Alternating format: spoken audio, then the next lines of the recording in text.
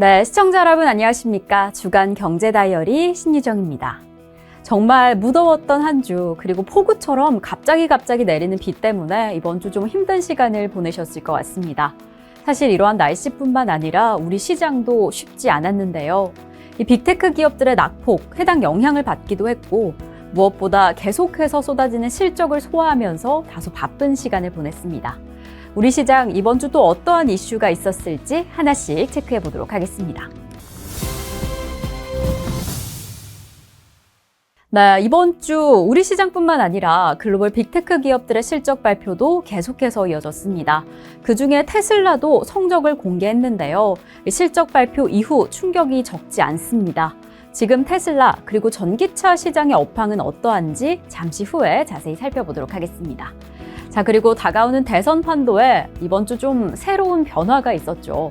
바이든 대 트럼프가 아닌 해리스와 트럼프 구도에서 또 어떠한 변화가 있었을까요?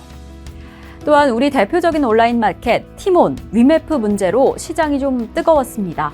정산 지연 사태로 인해서 국내 증시에도 관련 종목들 큰 타격을 받았다라는 소식입니다. 그리고 이번 주 실적 시즌에서 빼놓을 수가 없는 SK 하이닉스의 성적이 공개가 됐습니다.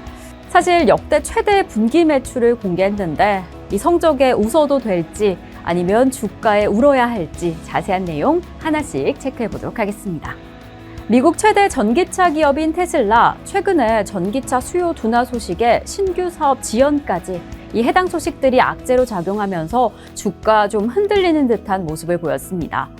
사실 최근에 공개가 된 실적 매출액은 시장의 예상치를 상회했지만 조정주당 순이익은 컨센서스에 도달하지 못한 상황이었는데요.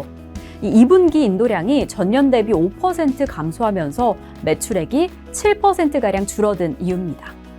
이 글로벌 시장 내에서도 워낙 전기차의 수요 둔화로 인해서 좀 자극을 받고 있었고, 당초에 예정되어 있던 8월 로보택시 개최를 10월 10일로 연기하면서 투자자들로 하여금 어느 정도 실망을 안겨주기도 했습니다.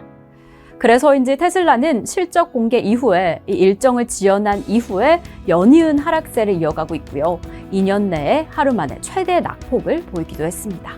조 바이든 미국 대통령이 민주당 대통령 선거 후보에서 사퇴했습니다.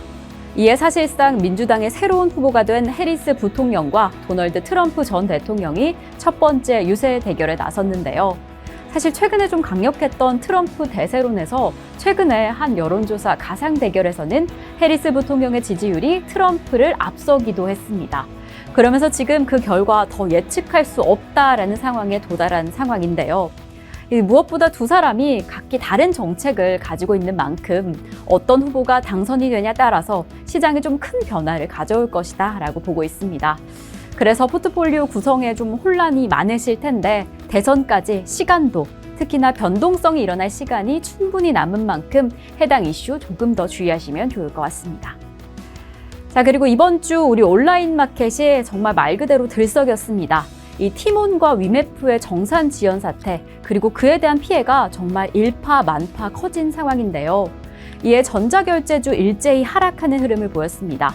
이 티몬과 위메프의 결제를 대행해오던 결제 기업들, KG 이니시스라던가 토스 페이먼트 등 관련 기업들의 주가가 정말 큰 폭으로 하락을 했습니다. 이뿐만 아니라 다른 이커머스 업계들도 큰 타격을 받으면서 사실 단순히 주식시장뿐만 아니라 이용을 하던 소비자들의 피해가 눈덩이처럼 커지고 있는 상황입니다. 그리고 최근 인공지능 데이터 센터의 성장, 특히나 HBM 시장의 확대로 인해서 SK 하이닉스 실적에도 다소 뜨거운 바람이 불었습니다. SK 하이닉스 6년 만에 영업이익 5조 원대 고지를 되찾으면서 증권가의 전망치를 상회하는 정말 호실적을 거뒀는데요. 아무래도 엔비디아 덕분이었습니다. 엔비디아의 공급 물량을 사실상 독식하면서 매출 규모를 폭발적으로 키워오던 상황이었습니다. 이렇게 HBM 시장 안에서 경쟁력, 어느 정도 그 기술력은 탄탄히 보장된 상황으로 내년에도 순항할 것이다 라는 흐름이 강력한데요. 하지만 이렇게 좋은 실적 발표 이후에 SK 하이닉스는 하루 만에 8%대 낙폭을 보이면서 계속 지켜오던 20만 원 선이 붕괴되기도 했습니다. 이 때문에 뭐 어떤 이유로 이렇게 하락을 하냐 살펴보니까 빅테크 기업들의 낙폭이 아니었나라는 해석이 나왔습니다.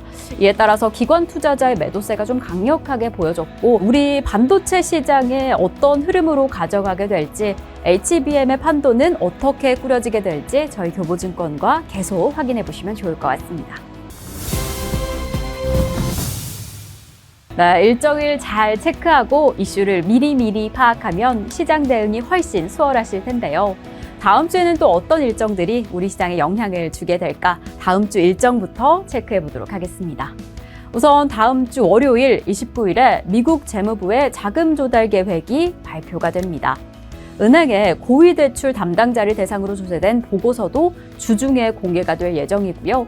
그리고 같은 날 일본에서는 미국, 일본, 호주, 인도 이렇게 4개국의 안보협의체인 쿼드 외교장관 회의도 개최가 됩니다. 이 회의 안에서 인도 태평양 정세뿐만 아니라 이 북한의 핵 미사일 문제에 대한 대응도 다뤄질 것이다 라고 보여집니다. 그리고 이날 실적이 계속해서 이어질 텐데 이날 주목하셔야 할 실적 발표 기업은 온세미컨덕터 그리고 웨스턴 디지털입니다. 다음 날 화요일에는 일본에서 금융정책회의가 개최됩니다.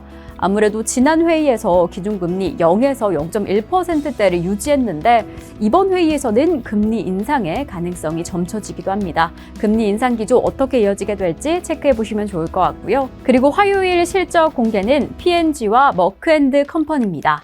수요일에도 또 아주 중요한 일정이 다가오죠. FMC가 개최가 되는데요. 지난 회의에서 0.25%에서 5.5%로 7회 연속 동결하고 24년 점도표의 중간값은 5.1%로 상향 조정. 그리고 이 안에서 연내 1회의 금리 인하를 시사했던 상황이었는데요.